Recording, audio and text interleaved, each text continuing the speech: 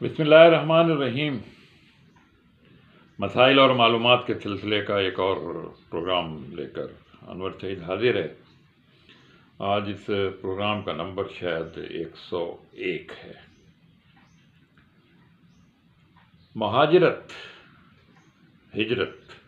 Migration, یہ ایسی چیز ہے جو اس دنیا میں ہزاروں شاید لاکھوں سال سے ہوتی ہے۔ انسان کسی ایک جگہ پیدا ہوتا ہے، کسی ایک ماحول میں رہتا ہے، پھر کسی نہ کسی وجہ سے اس جگہ کو چھوڑ دیتا ہے اور کسی نئی جگہ کو آباد کرتا ہے۔ یہ سلسلہ بہت طویل ہے، بہت پرانا ہے، لیکن انسانی فطرت میں یہ بات بھی شامل ہے کہ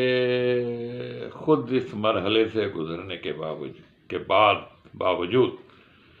جب کوئی دوسرا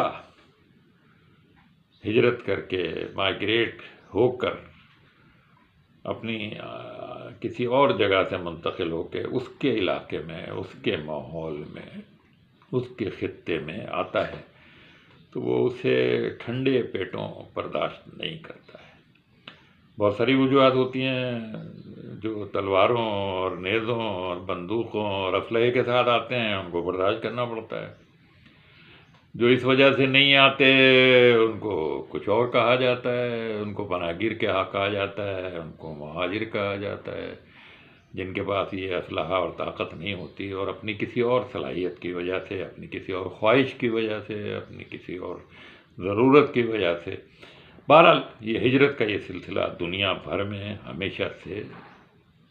جاری ہے، کوئی اچنبھے کی بات نہیں ہے۔ خود سندھ کے اندر اگر ہم دیکھیں، پورے ہندوستان کے اندر اگر ہم دیکھیں تو لوگ پتہ نہیں کن کن ملکوں سے، اب یہ آریہ کے بارے میں کہا جاتا ہے کہ وہ کہاں سے آئے،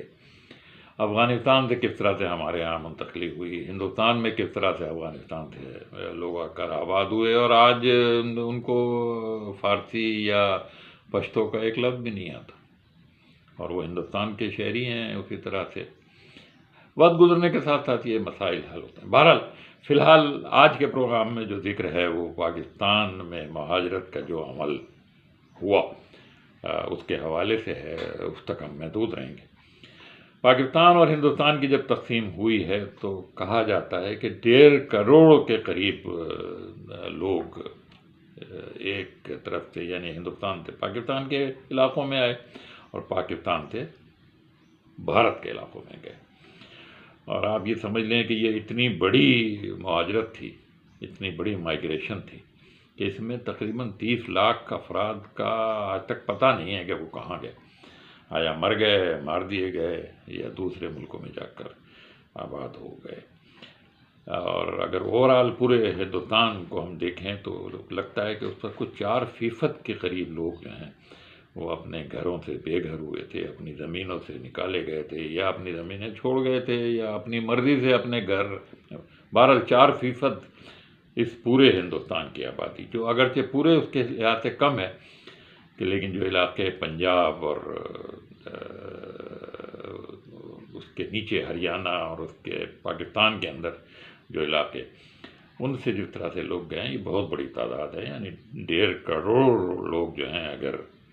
ایک جگہ سے دوسری، تو کیا کیا مسائل پیدا ہوں گے۔ بہرحال تو اگر ہم مہاجرت کو دیکھیں اپنے تقسیم ہند کے حوالے سے تو دراصل بعض علاقے ایسے تھے جہاں پر بہت مارکاٹ ہوئی، جہاں لڑائی جھگڑا ہوا، اور خاص طور پہ مشرقی پنجاب کے جو علاقے پاکستان میں آنا تھے اور اچانک وہ بھارت میں شامل کر دیے گئے، وہاں سے آبادی کو جبری طور پر طاقت کے بل پر نکالا گیا۔ وہ اپنی جائیدادیں چھوڑ کر آئے، اپنی زمینیں چھوڑ کر آئے، اپنے مکانات چھوڑ کے آئے، اور صرف وہ چیزیں جو کسی پوٹلی میں باندھی جا سکتی تھیں، اس زمانے کی تصاویر اور فلمیں آپ دیکھیں تو پتہ چلتا ہے کہ لوگ ایک ایک پوٹلی بس اپنے سر پہ اٹھائے ہوئے ہیں۔ کہیں کہیں کچھ جانور بھی ان کے ساتھ نظر آ رہے ہیں، ٹرینوں میں چھتوں تک لوگ لدے۔ یہ سارے وہ لوگ تھے مشرقی پنجاب کے جنہیں جبراً نکالا گیا، یعنی اس میں ان کی مرضی بالکل شامل نہیں تھی، اس لحاظ سے یہ کہا جا سکتا ہے کہ یہ بہت بڑی قربانی ہے۔ لیکن کچھ اور علاقے ہندوستان کے ایسے تھے جہاں فسادات بہت بڑے پیمانے پہ نہیں ہوئے تھے، چھوٹے موٹے تو تقریباً ہر علاقے میں ہندو مسلم کشیدگی تھی، لیکن جیسے یو پی، سی پی، بھوپال، بہار میں بھی کچھ واقعات تشدد کے ہوئے تھے۔ ان علاقوں میں ایسی مارکاٹ نہیں تھی۔ یہاں سے جو لوگ پاکستان آئے وہ بعد میں تک بھی آتے رہے، وہ دراصل اپنی مرضی سے آئے، اور ان میں زیادہ تر اکثریت ان نوجوانوں کی تھی جو پاکستان کے خوش کن نعرے کی وجہ سے اور یا نئے امکانات کی وجہ سے پاکستان منتقل ہوئے۔ یہ دوسری طرح کے لوگ تھے۔ تیسری طرح کے لوگ گجرات سے لے کر احمد آباد سے لے کر بامبے تک تھے۔ یہ وہ لوگ تھے جو کاروباری لوگ تھے زیادہ تر، اس میں بھی اور ملازم پیشہ بھی تھے، لیکن یہ کاروباری لوگ، کاروبار کے نئے امکانات، یہ بھی ایک وجہ تھی، اور اس کے ساتھ وہ وجہ بھی تھی جو اور صوبوں سے مائیگریشن کی ہوئی کہ ایک نیا ملک اسلام کے نام پر ایک ملک وجود میں آ رہا ہے، چل کر دیکھتے ہیں کہ کیا۔ تو بہرحال یہ 3-4 طرح کے، مغربی بنگال میں جو مسلمان رہتے تھے وہاں جو فسادات ہوئے، اور بہار کے کچھ علاقوں میں، وہ سارے لوگ پھر مشرقی پاکستان منتقل ہوئے۔ تو یہ کئی طرح کی دراصل مہاجرت تھی جو اس زمانے میں ہوئی۔ لیکن اب یہ مہاجرت جب ہوئی اور جن علاقوں میں لوگ آئے، ذرا ان کی اگر موجودہ پاکستان کی صورتحال پر ہم غور کریں تو پتہ چلے گا کہ جو لوگ مشرقی پنجاب سے آئے ان کی زبان اور مغربی پنجاب کے لوگوں کی، یعنی ہمارے علاقوں کے لوگوں کی زبان ایک تھی، رہنا سہنا بھی ایک جیسا تھا۔ تو ان کو بھی شروع میں تو مہاجر کہا گیا اور کچھ تنقید بھی ہوئی، کچھ لوگوں نے پسند بھی نہیں کی، لیکن بہرحال وہ لوگ جو ہیں وہاں بہت اچھی طریقے سے ایڈجسٹ ہو گئے، اور ان میں دوسرے ہندوستان کے علاقوں کے لوگ بھی شامل تھے، اور وہاں یہ مسئلہ پیدا نہیں ہوا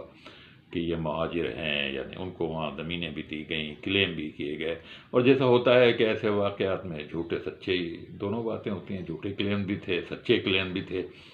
جو بڑے بڑے مالکان تھے، زمیندار تھے، وہ یہاں آ کر بہت تھوڑی زمینوں پر ان کو قناعت کرنی پڑی۔ بہت سارے جو لوگ جن کو وہاں بہت تھوڑی سی زمین تھی ان کو یہاں بڑے رقبے مل گئے۔ بہرحال یہ ایک سچویشن پیش ہوئی۔ صوبہ سرحد میں جو سکھ تھے اور ہندو تھے انہوں نے مائیگریشن کی، قبائلی علاقے میں بھی کچھ سکھ تھے جن کے اچھے کاروبار تھے، اور صوبہ سرحد میں بھی جو زمانے کا صوبہ سرحد کہلاتا تھا اس میں بھی، تو وہاں سے بھی کچھ مائیگریشن ہوئی۔ اور سندھ میں دراصل جو مائیگریشن ہوئی وہ اپنی طرح کی ایک منفرد، سندھ میں دراصل جو ہولڈ تھا، جو اثر و رسوخ تھا، وہ کاروباری ہندوؤں کا تھا، اور ہندوؤں نے، یہاں کے ہندوؤں نے، سندھ کے ہندوؤں نے بہت اچھے اچھے کام بھی کیے تھے، اسکول، کالجز، اسپتال، جانوروں کے اسپتال، یہ سارے کام ان لوگوں نے کیے تھے۔ اور سندھ میں ایک طرح کی سپیریورٹی سندھ کے لوگ، عام سندھی محسوس کرتے تھے، بڑے وڈیروں کو، اور ان کو تو اتنا فرق نہیں پڑتا تھا، حالانکہ ان کی زمینیں بھی ان کے پاس رہن رکھی ہوتی تھی، قرضے لیتے تھے وہ ان ہندوؤں سے۔ بہرحال جب پاکستان بنا تو سندھ سے یہ ہندو اپنے آپ کو غیر محفوظ سمجھتے ہوئے، حالانکہ سندھ میں بھائی چارے کا ماحول اچھا تھا، زیادہ تھا، لیکن یہ بھی شفٹ کر گئے، اور عام طور پہ یہ ہندوستان کے بامبے اور گجرات اور احمد آباد اور راجستھان کے علاقوں میں۔ اسی طرح سے ہندوستان کے جو علاقے راجستھان کے تھے، راجپوتانہ کے تھے، یہ سارے لوگ زیادہ تر سندھ کے اندرونی علاقوں میں، میرپور خاص سے لے کر، ٹرین تھرپارکر کے راستے آتی تھی، بہت سارے لوگ راستے میں اتر گئے، میرپور خاص میں آباد ہو گئے، انہیں تھرپارکر میں آباد ہو گئے، اور اس کے بعد پھر زیادہ تر حیدرآباد میں، جو بعد میں پھر خود کراچی آ گئے۔ بہرحال کراچی جو لوگ آئے وہ ہندوستان کے مختلف صوبوں کے لوگ، بہت سارے، اور ان کے ساتھ پھر پاکستان کے موجودہ علاقوں کے بھی بہت سارے لوگ، اور کراچی میں امکانات لوگوں کو زیادہ نظر آئے، اور بڑے تعداد میں، بڑی،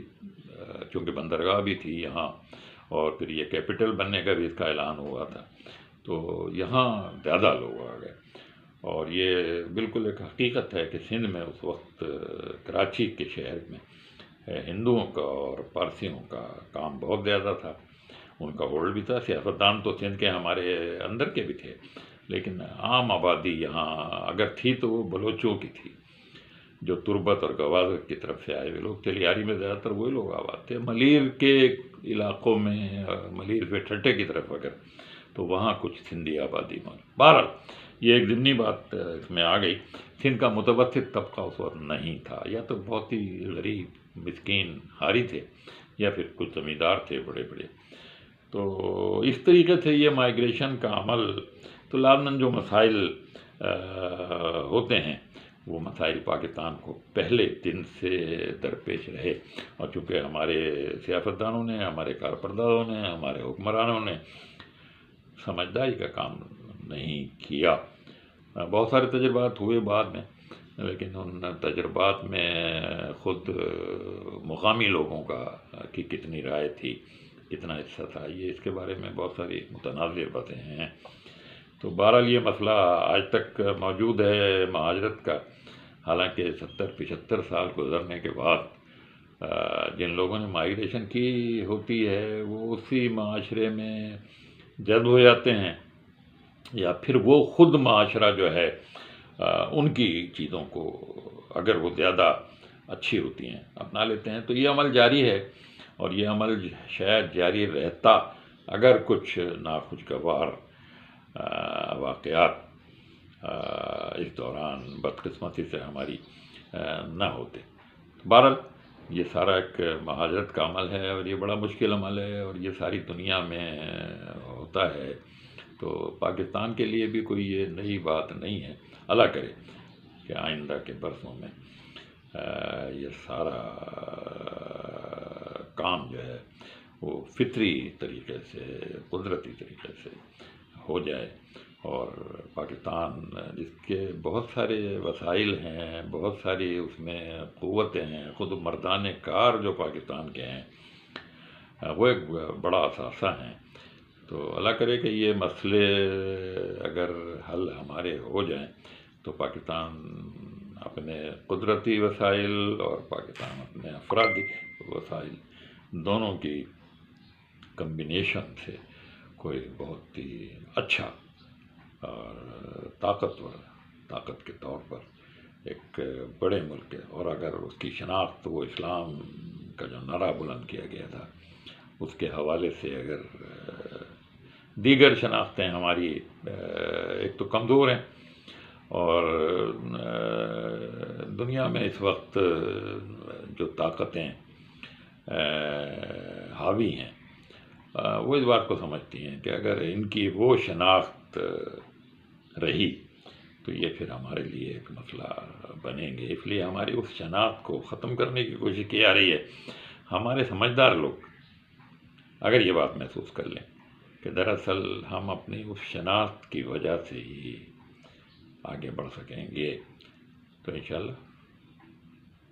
اگلے برسوں میں اچھی امید کی جا سکتی ہے، مستقبل کے حوالے سے اچھی امیدیں وابستہ کی جا سکتی ہیں۔ انور سعید کو اجازت دیجیے، اللہ حافظ۔